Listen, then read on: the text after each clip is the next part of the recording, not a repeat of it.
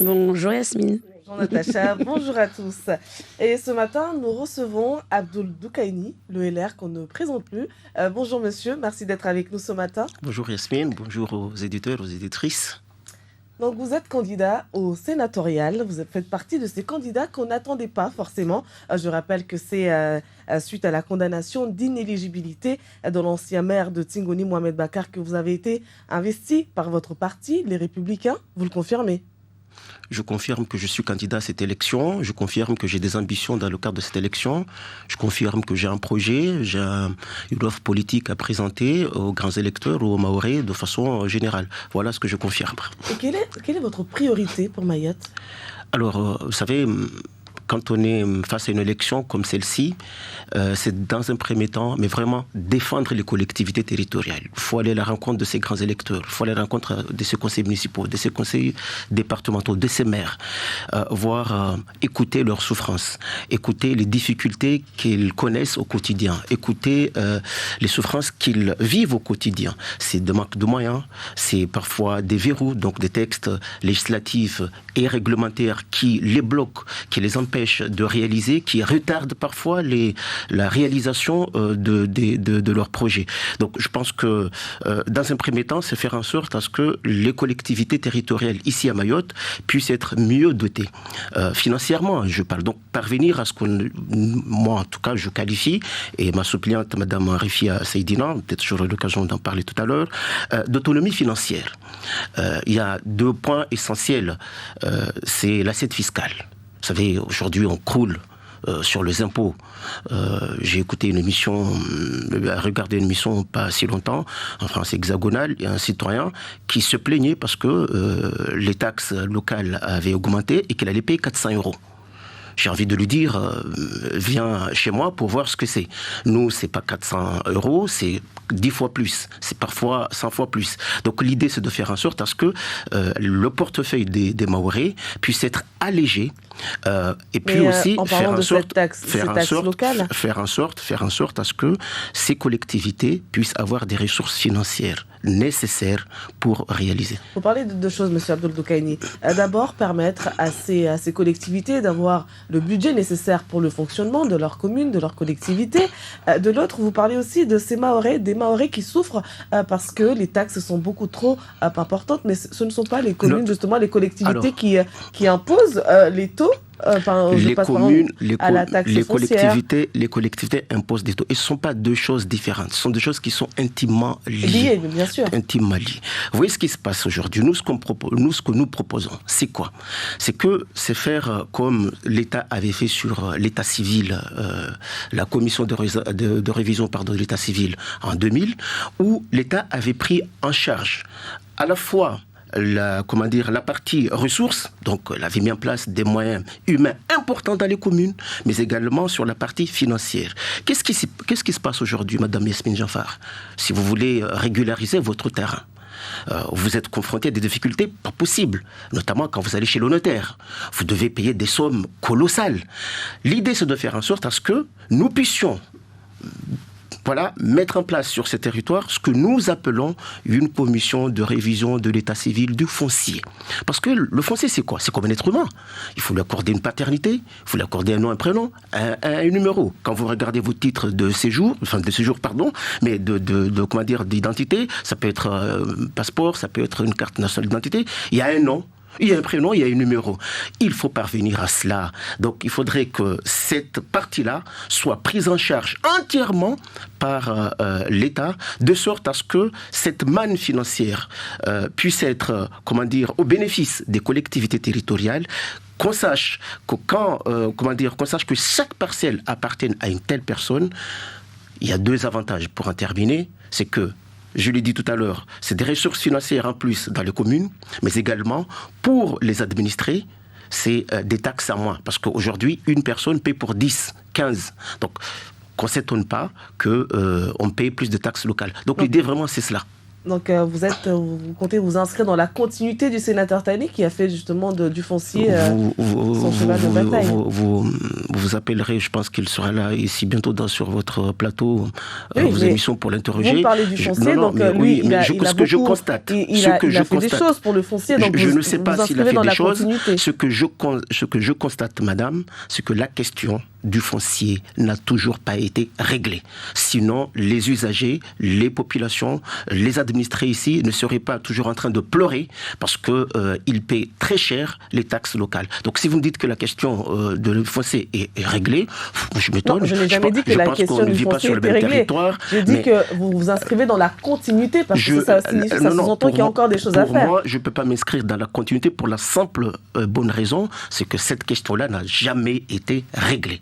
Moi, je parle du foncier. On peut parler aussi de ce qu'on appelle le FCTVA. Le FCTVA, c'est quoi? C'est le fonds de compensation pour la taxe sur la valeur ajoutée. C'est une manne aussi financière qui est versée dans les caisses des collectivités territoriales, les communes notamment et leurs groupements. Qu'est-ce qui se passe aujourd'hui à Mayotte? Enfin, on marche sur la tête. Dans d'autres communes, en dehors de Mayotte, cette manne financière est versée directement dans les caisses des communes. Je ne sais pas pourquoi, ici à Mayotte, c'est l'État qui gère. Donc là, il faut gommer cette injustice, faire en sorte... Parce que, voyez-vous, je me fais une conviction. Si on arrivait à accompagner les communes, le département... Est-ce que les communes demandent à récupérer justement cette... oui, c'est leur droit. C'est leur droit. Ben oui. Ben naturellement. Donc, mais encore faut-il qu'il y ait quelqu'un qui soit, qui ait ce courage, cette motivation d'aller demander à ce que cette manne financière soit versée dans les caisses des communes. Voilà. Donc moi je pense que... Donc on demande et ça arrive tout de suite ou ça a l'air tellement facile à vous entendre? Vous savez, oui, ça a l'air tellement facile. C'est vrai que tout n'est pas facile, mais encore il faut avoir la motivation, il faut avoir le courage, il faut connaître le texte. Moi, voyez-vous, je suis un cadre au sein des collectivités territoriales depuis une quinzaine d'années. Je suis un attaché territorial. Je connais les difficultés des communes, madame. Madame Henri Saïdina, qui est ma remplaçante, elle est élue municipale à Mzamboro, elle est vice-présidente de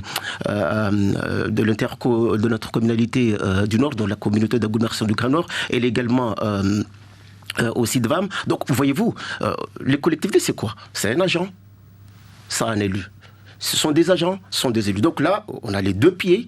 Je pense qu'il y a un duo assez costaud pour pouvoir porter cette doléance-là, pour pouvoir porter ces sujets-là devant... avoir choisi, ça fait un moment que vous êtes dans la politique, on vous voit, mais vous n'avez jamais encore brigué de mandat. Mais pourquoi choisir directement les élections sénatoriales? Vous avez tenté... Peut-être que c'est mon destin.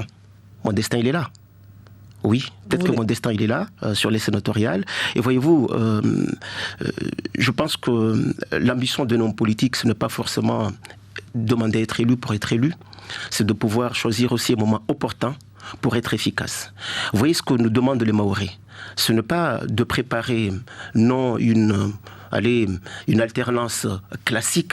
Non, c'est pas cela. C'est de faire en sorte à ce que nous puissions changer une bonne fois pour toutes leur vie, leur quotidien. Donc nous, jeunes générations, nous devons incarner cela. Ne pas être dans le conformisme, ne pas être dans la vie politique classique, ne pas être dans les habitudes classiques. Non, c'est vraiment incarner une vraie rupture. Une rupture avec les méthodes du passé, une rupture avec la pensée du passé, faire en sorte à ce que nous puissions également être utiles sur ce territoire et accompagner les usagers, accompagner la population, les élus, de sorte à ce que nous puissions les développer. Forcément, le sujet qui préoccupe les Mahorais en ce moment, c'est l'eau. Le manque d'eau, les coupures qui s'intensifient. Vous avez jugé ridicule la nomination de Gilles Cantal, le préfet en charge de la crise de l'eau à Mayotte. Sur votre page Facebook, vous avez écrit ceci: il va nous apporter quoi concrètement? Durcir les tours d'eau. On veut de l'eau, pas d'un préfet de l'eau. Donc vous pensez réellement que ce préfet ne sert strictement à rien? Si je ne le pensais pas, je n'allais pas l'écrire. Parce qu'on écrit ce qu'on pense. Donc moi, ce que j'ai dit, cela, je le pense réellement. Voyez-vous, c'est quand même étonnant. À chaque fois quand il y a une crise, on a connu un préfet de lutte contre l'immigration clandestine. Est-ce que le sujet... Ça existe encore, un préfet. Est-ce que ça a été réglé? Non. On a connu un préfet de lutte contre l'insécurité. Est-ce que l'insécurité a été réglée? Non. Maintenant, on nous nomme un préfet allez, pour la crise de l'eau.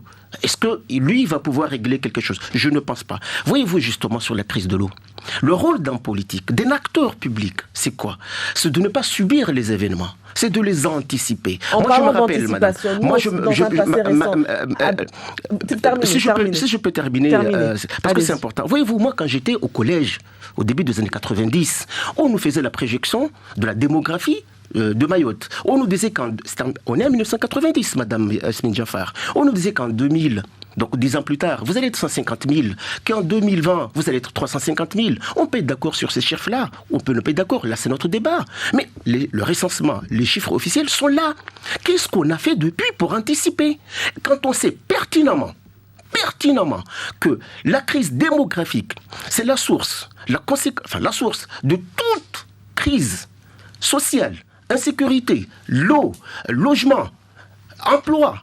Qu'est-ce qu'on a fait? On est en train de subir. Donc, alors que le rôle de l'acteur public, c'est de faire en sorte à, anticiper pour pouvoir mieux gérer. Moi, je suis là justement, nous sommes là justement pour faire en sorte à ce que nous puissions anticiper, faire en sorte à ce que nos collectivités territoriales soient vraiment mieux dotées, être fortes, et pour qu'elles puissent se projeter vers l'avenir. Dans un passé encore très récent, c'est un membre de votre famille politique qui était à la tête du syndicat en charge de l'eau. Je vous parle de monsieur Moussa Mohamadi Bavi.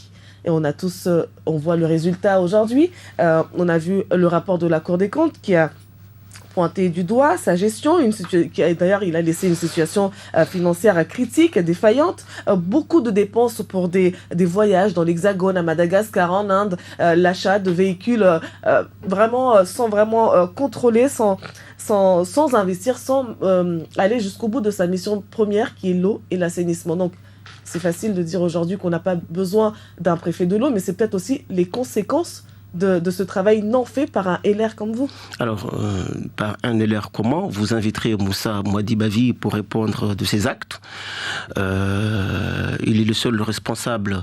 Je pense qu'à la tête de cet outil, le syndicat des eaux, c'est vrai qu'il y a eu des difficultés dans la gestion, mais voyez-vous, je ne suis pas là pour parler de Bavi, pour parler de je ne sais qui. Non, moi, je pense que moi, je suis un homme. Vous êtes là en tant que candidat sénatorial, vous êtes un LR. Justement, madame Yasmine Jaffar.